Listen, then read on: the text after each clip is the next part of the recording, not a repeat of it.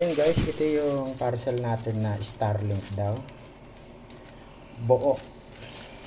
Hindi pa nabuksan. Pero bago pa dumating to, nalaman na namin na scam siya. So, bubuksan natin. Bubuksan natin ng mabilisan kung Starlink ba to o hindi. Ayan, tingin ko hindi to Starlink. Starlink daw nakalagay. Ayan, Starlink. Pero tingin ko hindi to Starlink. Hindi nga siya Starlink.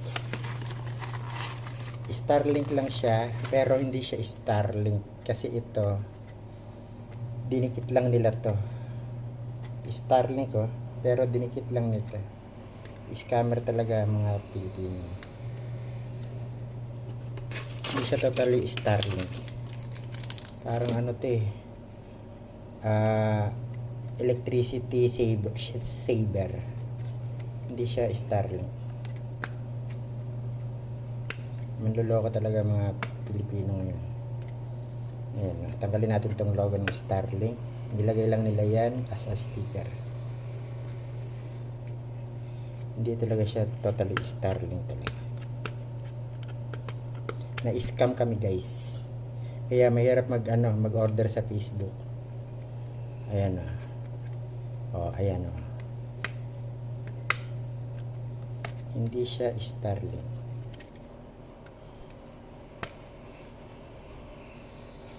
Ayan.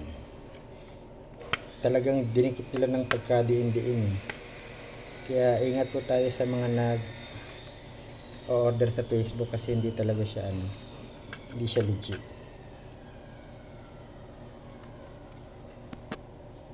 Hindi siya legit guys. Ayan, makikita naman yun. Intelligence